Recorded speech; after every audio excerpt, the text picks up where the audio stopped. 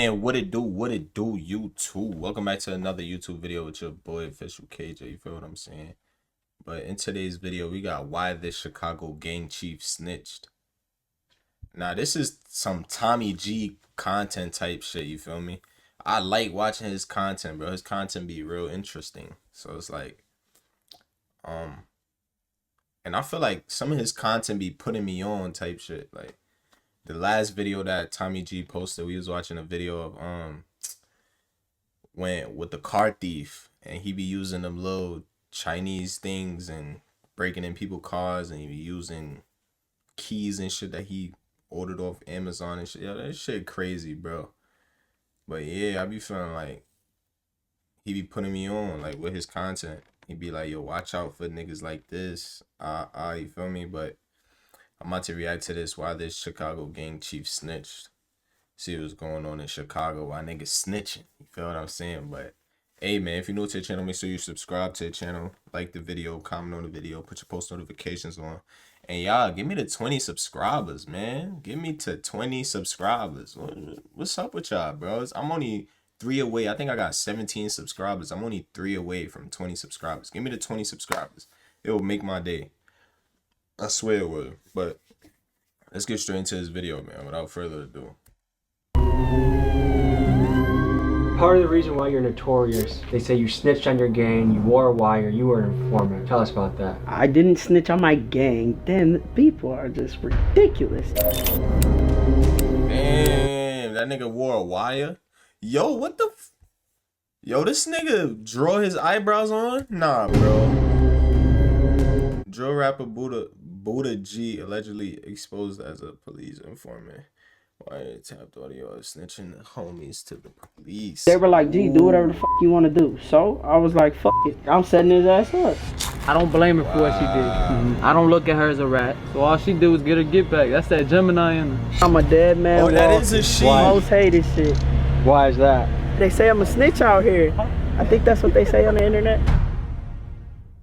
Today we dive into the controversial story of rapper and gangster Buddha G. Born into a hellish and abusive household where DCFS regularly paid visits to her home, at the age of 12 she took to the streets as a way to escape her home life. Eventually, she made her way into Chicago's Albany Park set of the Spanish Gangster Disciples, and she began to climb the ranks. In 2016, she became the first ever female gang chief in Chicago SGD history after a vote put her in charge of controlling the gang's Palatine territory. However, making a career running the streets comes with risks, and she alleges that someone from her own gang wore a wire on her, and this got her locked away for 4 years. When she tried to tell her gang the truth about this betrayal, they didn't listen to her. So to get revenge, she decided to wear a wire on the very I set up a bitch as a SGD case for the day.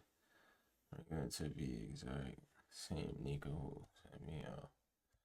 same person that wore a wire on her. Now, exiled from her own gang. Yo, this gang right here is mixy as hell, bro. Y'all niggas snitching on each other, bro. What's going on? She runs a renegade crew of other excommunicated gang members, ranging from BDs to Milwaukee Kings to Maniacs. This, folks, is the story of Buddha G, the gang chief turned informant.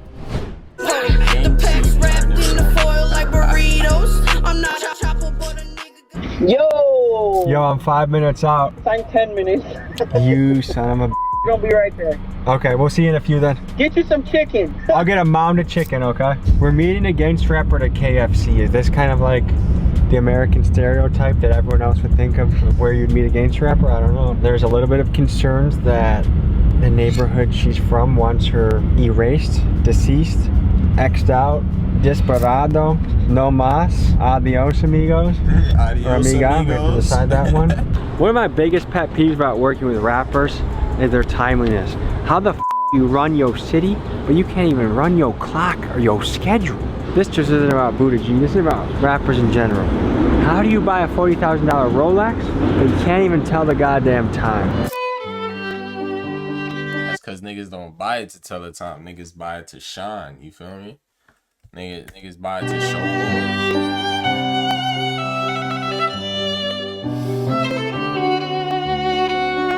My boy probably been waiting for mad long.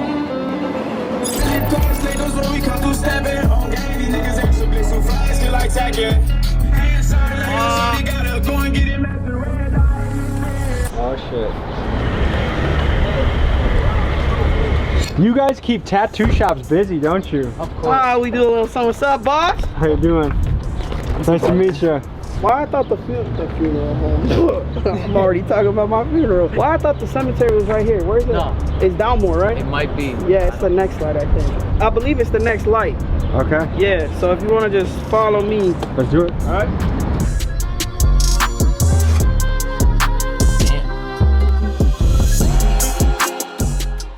Of all places we could have met, why are you in a cemetery right Because now? I'm a dead man walking. Why is that? They say I'm a snitch out here. Confidential informant. I took down my whole gang. I think that's what they say on the internet. Did you take down your whole gang? No. I got my get back on a nigga that set me the up. Am I a snitch, Lefty? He's Hell one of the no. originals. That ass douche. Let's just say less. But Drake, y'all some lame ass Bunch of bitches. facts. You're the first street guy that I've heard use the word douche before, and I like that. Oh yeah, bro, cause you gotta, I'm half Puerto Rican, half white. You gotta use some hood in it. Yeah. And you just got out of prison? 6 years for a nigga that told, and they ain't touch him because they ass soft. It was a attempted murder at first, and they dropped it down to aggravated battery with a firearm. Why'd you hypothetically, allegedly, get into a situation of attempted murder? I ain't no bitch, and I guess Buddy thought I was a. What happened, Lefty? I believe he was blowing at us. Talking crazy, and somehow my brother hopped out. The man lost all his street cred. He snitched. My brother was one of the first loyal people from that neighborhood. Gave too much love and loyalty to people that didn't give two back. What's it like being out right now? Sometimes I'd rather be back. Why is that? Cause this ain't shit out here. The realest motherfuckers I be knowing are in jail. Free my doing. Facts. That's what I heard. I heard the realest niggas come from jail or are in jail. Most real niggas is in jail or come from jail. Facts. That's his auntie. So how high up were you in the STGs? I was the chief of Palestine SGDs. And now the crew split because of the situation. Well, one of them's dead. My brother, rest in peace, Honcho. A few of them live in Arizona now because the folks turned on them over me. The other ones flipped Drake and Ainsley. We gotta go to Albany Park because we're not ducking shit. So they said, we're not ducking shit. This gotta be quick because it's hot right here. The reason why I brought y'all to just anybody's neighborhood is because clearly I'm not ducking shit and I'll go wherever the I want and I don't care. It is what the it is. Strategically, is this a stupid move? Very. Why do it then? Flexing. But maybe we flex in another location that doesn't We're gonna involve- go in my neighborhood now. You're in active transition. Yes. When did you start that? About 6 or 7 years ago. What is it like being on testosterone? It's great. Tell me That's why I about it. flex so hard. I'm not your average I can beat niggas up, so I guess it's working. And I'm trying to all the time, and I got more energy, you know what I'm saying? My bigger than his, you know what I'm saying? Are you trying to get a surgery? Nah. You think you're the first trans gang leader? Yes. Spanish gangster disciples, sir. Okay, tell me about those folks. Gangster disciple. They some hoes. Well, how long do you rock with them? Shit, 22 years. And what made you join them? My pops is an old school royal, and I hated that nigga, so I went straight to his op shit and turned out. And I was cool as I was locked in with Rest in Peace G-Baby. So it sounded like you got some childhood trauma going on. A lot.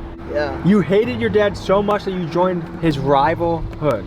Yeah, that and the fact that I was cool with a few of them. So yeah. I got no love at home looking at. I mean, give the people a picture of what your childhood was like. It was horrible. How so? Shit. Beat, starved, and some more shit. All that shit. Your parents? Foster care. We'll get more into it when we get to my crib.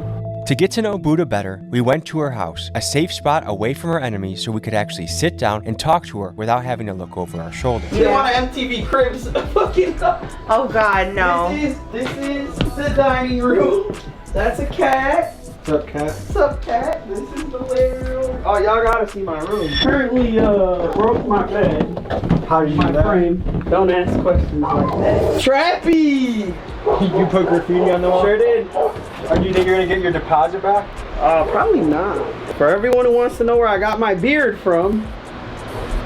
Is this medically prescribed? Yes. You inject it? Yep.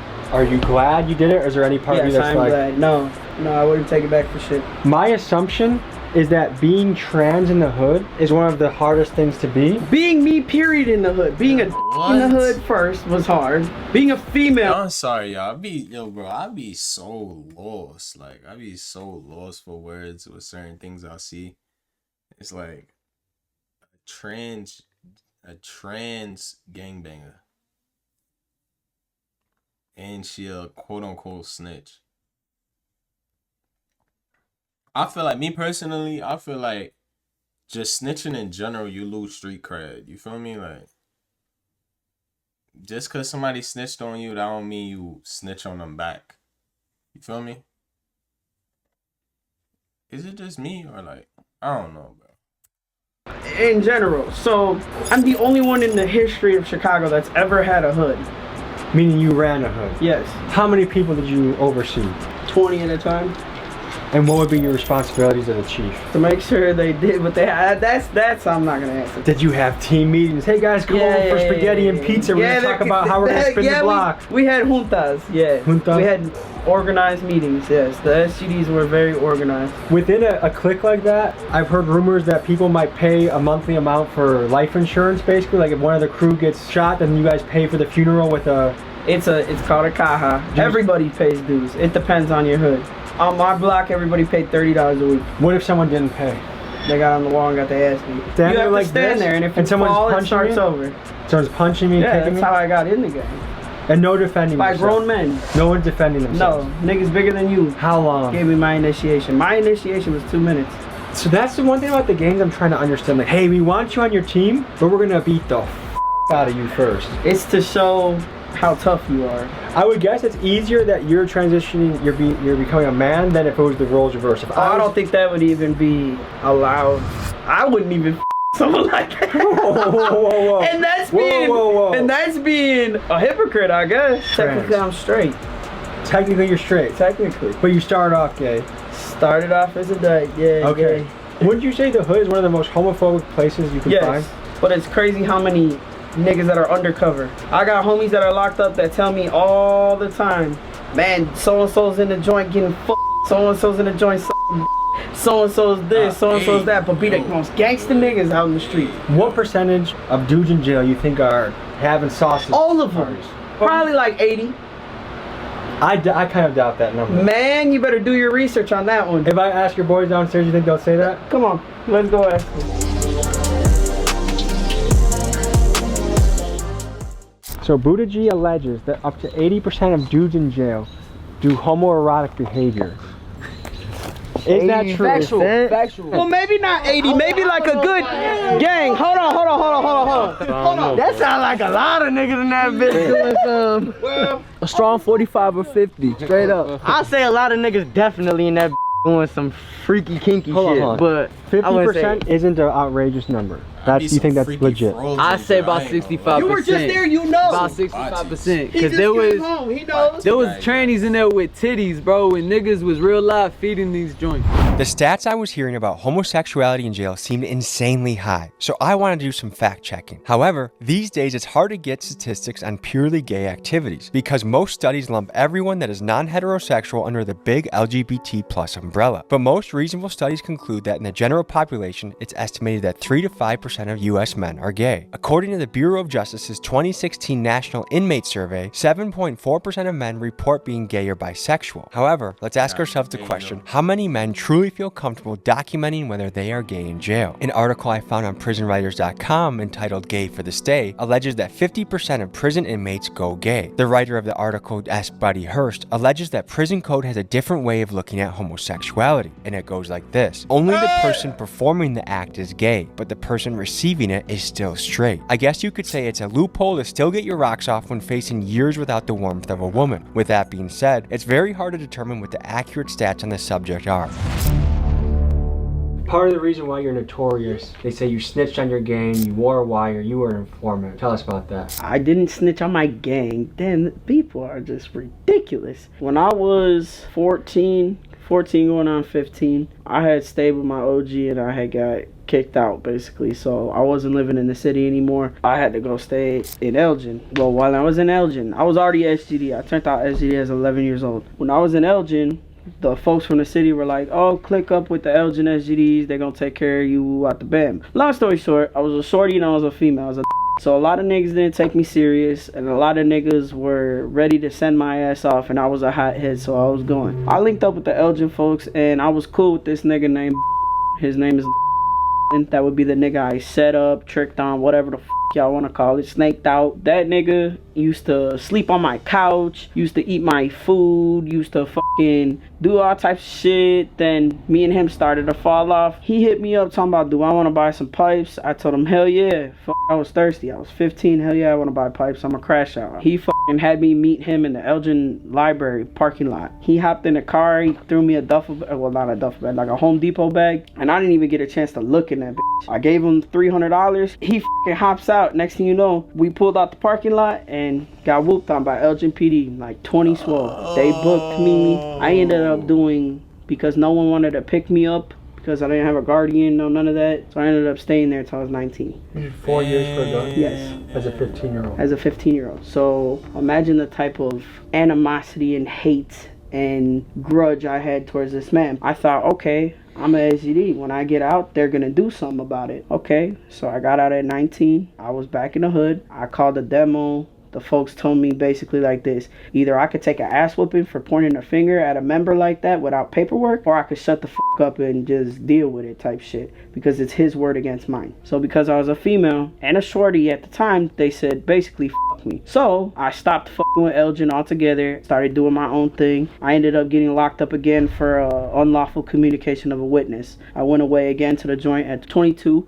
I came home at 24. When I came home from the joint, they had closed the original hood I was from. So they basically told me this: either you transfer out or you take your outs, basically get your ass beat out, whatever the fuck. They were like, you could either go to Drake and Ainsley or you could go to fucking Palatine where your little brothers are at. So I said fuck it. I went to Palatine. They made me second seat. And the nigga that had first seat, which is my victim on my case, so I started picking the shorties up. At the time, I worked for a cleaning company. I used to give them little jobs, side jobs. They were working. They were putting money in their pocket. They weren't getting locked the fuck up. It came to a point where they voted Smiley, the nigga that had it for P-Town, they voted him out and voted me in as their chief. Local members did this. Yeah. At 28, going on 29 years old, I hadn't caught another felony for some years. So I was trying to work on like getting it expunged type shit. I had met with an attorney. Man, bro. I don't know how I feel about this right here. This crazy right here. It's crazy right here. Snitching on, bro. A gang snitching on each other is kind of crazy. What y'all in the gang for? I feel like nowadays people just join gangs to like consider themselves tough. You know what I'm saying? Like, you don't necessarily got to be in a gang to be tough, bro. Like, what are you proving? You know what I'm saying? Like, that's kind of crazy to me. On a few different occasions out of Rolling Meadows. So long story short, he said, hey, come in, I want you to sign some papers. So I went, Kool-Aid was with me. We went to the office and he's like, do you want to look over your old cases? So I was like, oh yeah, cool. So he gets to showing me all types of shit. So I'm looking at everything and I came across that case as a juvenile. He had all my juvenile shit there. He showed me and it literally said that man's name in black and white, and it just triggered. It triggered that shit so bad that my ex at the time pulled out her phone and went to take a picture of it. He snatched the paperwork and said, I'm gonna have to ask you to leave. For those of you not in the streets, you may be wondering what Buddha is talking about when she keeps referencing paperwork. Paperwork is the streets' way of revealing things like who may have snitched or who may have lied about their time in prison. One bad piece of paperwork that reveals you are a snitch can completely ruin your reputation. For a historical example, look no further than Judas snitching on Jesus Christ, and for a modern day street example, consider the stories of Tekashi 6ix9ine and Gunna. For someone wanting a career in the streets, paperwork is the last place they want to have their name appear. But is there ever an appropriate time to snitch? In Buddha's situation, what she is alleging is that after years of not knowing whether she was set up by someone in her own crew, she found out with certainty that she was, and that piece of paperwork is what caused her to take action and choose to be a snitch. I left, I got in the car, I got to calling all the SGDs that I know that got some juice. And I said, look, Kool-Aid now is the second person that is seeing this paperwork with this man's name on it. Either you guys do something or I'm going to smoke his ass something. They're like, well, you smoke his ass, we come after you. And not only do they come after me, they come after my girl, who has nothing to do with anything. We had a foster son at the time. Another kid I took in. My boys. Like, why do you think they didn't believe you? Because I'm a female. So I was like, fuck it. I was like, I'm setting his ass up. I don't blame her for what she did. Damn. I don't look at her as a rat. She grew up in a fucked up situation. She was a female in an organization that is genuinely male. They picked on her. She don't want to admit it, but they tried to use her. They sent her up the river. They sent her off. And the bitch-ass motherfucker that set her up, the hood still honored her. So all she did was get her get back. That's that Gemini in her. If you really know Buddha, she's one of the most loyal people you ever gonna meet. But she does believe in not for a not. Now, do I call that snitching? No. The way I met Buddha G, you know, same hometown over there back in Elgin. Like I said, you know, she had to do what she had to do, you know. It's like when 6ix9ine, you know, when he ratted, you know, he ratted on people that betrayed him, you know. Obviously, in this case, it's the same situation. You know, she had to rat on somebody that betrayed her as well, you know. Do you think it's justified to rat on somebody that betrayed you? If that person didn't have your backs from day one, I'd say yeah. And like 2 days later, I was pulled over by the gang unit in Elgin. And they were like, hey, where's your boy Bone? Playing around with me, trolling, because they know what he fucking did. The same fucking officers, they basically told me they were looking for him. I said, what y'all want him for? They said, just a traffic warrant. I said, that's enough. Give me your card. I'm trying to talk. They said, can you get him for anything? Can you get him? I said, shit, let me see what I can do. It just so happened that one of his shorties hit up my little brother and said, hey, I got these pipes for sale. Woo, woo, do y'all want to buy any? I said, yeah, tell Bone, call me. And that's what I did. I wore a body cam. I hopped in a car with him. I bought a pipe off him, and I'm the only SGD he set up. He set up Vice Lords before. He set up foes. When he ended up getting his charge for this, he did no time. The state waived it. If you look public records, that man did absolutely no time for the shit that's all over the internet. So my life is fucked for me being spiteful, and he's fine. I wanted to be fair and get both sides of the story, so I had Buddha tell me who her ops were so I could message them on Facebook. I hit up 5 guys from the crew, but none of them got back to me, so their side of the story is left untold. Now, me, that everyone got in their head that I'm some big snitch, right? Okay, bond, $1.25 million.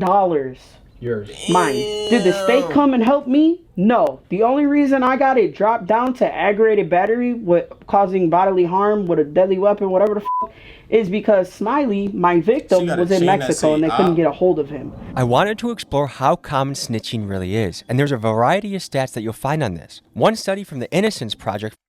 See, y'all, let me tell y'all something, yo.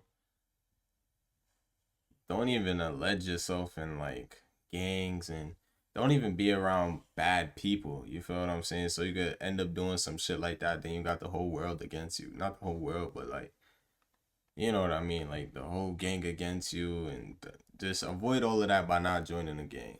If you know, niggas would be like, oh, I'm not snitching. I was never a rat. Until they get sat in that seat, bro. And then they have to tell. You know what I'm saying? Then they don't have to tell, but they choose to tell.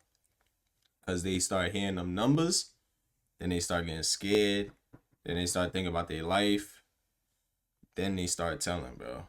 So my advice is to just, you feel me, stay away from people like that and go get your bag, bro. Like you worry about too much. You focus your energy on everybody else but your damn self. You know what I'm saying? So it's like, damn, you could do way better things than just join a gang.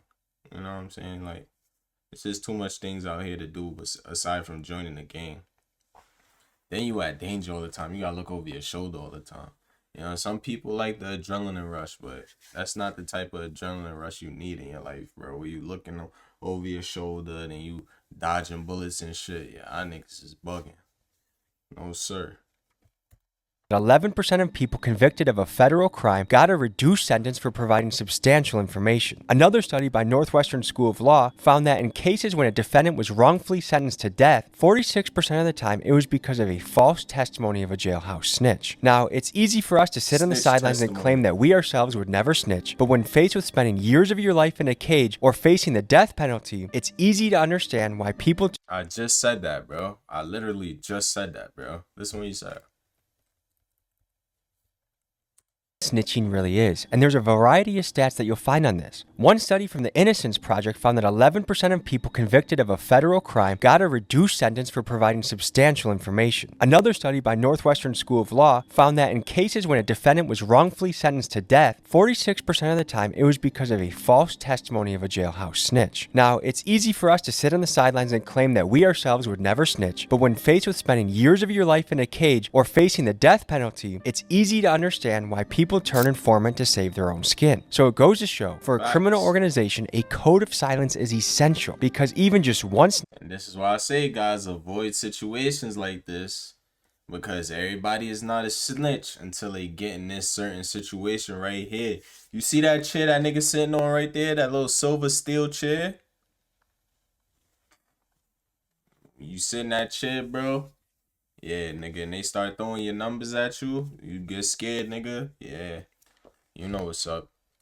Is powerful enough to bring the whole group down. And if you want proof of this, you'll have to look no further than the RICO cases that brought down the Italian mobs in the 1980s and 90s. What makes you the leader? Cause I don't be sending niggas off, gang. My niggas weren't getting locked up. My niggas were doing real life shit, making real money moves. They was getting to that bag. True leader is somebody that will get in front of you and show you what to do. Not go tell you to go do something stupid. When I hung around Buddha for the first time, it was cool, all good vibes, real genuine, you know? And a lot of conversations me and Buddha have had, like, you could tell she's realer than most niggas out here, for sure. Everybody that was under Buddha when she was chief of her hood and shit, everybody was, anything that Buddha had, they had, you feel me? That's what made Buddha a good leader. What's crazy is we grew up in a neighborhood damn near next to each other. She had a fucked up household, I had a fucked up household. And I was in a low predicament, I met her, and from there she took me in. She never switches. If she got it, you got it. I mean, shit, I grew up literally in trap houses. I grew up on the block. I grew up sleeping in gangways. Like, I had to fend for myself. I've been stabbed, I've been shot, I've been shot at. When I got shot, I got that fucked up left lung now. I can't breathe out of my left lung like that. So that's why it was a nickname Lefty as a child. And how old were you when you got shot? I was 15, about to be 16. That's young, dude. I was a kid. Got it marked across my back. I can never get rid of who I am. What are you? I'm a Maniac Land Disciple from Rockland, Georgia. To be honest, my plan now is to grow better with my family. I got my girlfriend that I call my wife, my stepson's mom, and she was there for me through all my prison biz, everything, so I gotta give her the word. That's my everything. And I gotta make Buddha proud. Buddha says she wants me to do good. She says she wants me out the way, so I'm out the way. When people get pressure applied to them, when they're facing many years and they've offered to snitch, inform, and reduce their time, what percentage of guys you think will take that deal? I ain't gonna lie to you. A lot of people sit out here and they play this, I'm a real nigga and I never tell and this and that. But when you get put in that situation, it's some of the people that you would consider the realest niggas you ever met fold under that pressure. You know, it all. Facts. I just said that. I just said that again, bro. Facts. Some of the niggas y'all niggas call the realest niggas or think is the realest niggas will fold in that little steel chair, bro. Fold up, bro. Like, down to the circumstances and what they're gonna lose. Is it tough to be trans in the hood? Shit, nah, I wouldn't necessarily say that. You feel me? Most niggas are accepting of females that are transitioning into guys. What about vice versa? You don't see many gay guys gangbanging. I'm not gonna lie. You don't see it. And if it's a guy transferring to become a girl, you definitely, there's like a 0% chance. I've never seen it in my life. Being trans in prison is a real hot button issue, particularly if it is a biological male entering a female prison. Given that Buddha G is currently in transition, I wanted to get his take on the controversial topic. A transgender, what do you think when a person with a goes to a female jail? I think that's a crock of shit. I think if they're gonna come to a female jail, they should be cutting that bitch off first. Because to be honest, all you have to do right now in a male joint is take hormones for 4 months. And I know this because all the transgenders in the joint, they go to like meetings with the wardens. And when you're a transgender, you're in a male facility, all you gotta do is take hormones for 4 months and they send you to us. Who gives them the hormones? Healthcare, medical. The prison medical. The prison medical. They see psychiatrists, they tell a psychiatrist, I feel like I've been a woman since birth. And they, boom, start them on fucking... And the prison, or the jail pays for the hormones? The jail pays for the hormones. And not only, yeah, the taxes do. And not only that, they pay for their gender-affirming surgery now. Does that seem absurd that a guy that has killed and women says... More than absurd. That is preposterous in the state of Illinois. You ought to be ashamed of yourselves. Any final thoughts you want to leave the people with? I just want everyone to know I'm not what social media says I am. You know, I mean, I really don't give a fuck what y'all think, but that whole snitching shit, it has really tarnished my street credibility. But to be honest, I'm not in the streets no more, so I really don't give a fuck. If you guys are gonna keep talking on the internet and trolling me how you're gonna kill me, just do it already. Like, I'm not asking for death, but I mean, I'm tired of the unknown, like I told you. My impression of talking to your squad, talking to you, is that you take care of your people. I do. You're a good leader. You care about them. So I would say, let's try and get you that rapper money. Like, share, subscribe. It's been a pleasure meeting you. For sure, bro. I wish you the best on your You're journey. welcome here anytime. You know, I'm not gonna tell you where here is, but you could come to Casey's and get you some. So he can shoot the rest of the music video that he's working on. Video coming soon. Illusionary Film. Yes, best cameraman out there. Me. Hey, shout out Illusionary Films for the connection, and also shout out his uncle. All right. Shout out Uncle Joe. Hey, real honkies for life. Peace. Damn, that's crazy right there. I ain't gonna lie, son. But hey, man, on that note, y'all fellas stay safe outside. Y'all transgenders, y'all fellas stay safe outside. Y'all trans stay safe outside. Y'all females stay safe outside. All of that, bro. You feel what I'm saying? Like, if you're not really built like that, don't join the gang, bro. If you know deep down inside you're not built like that, don't join the gang, bro. Well, I can't even say that, because some people will be around a certain group or crowd and then they will feel like, yeah, I'm like that, because I hang out with these particular people, bro.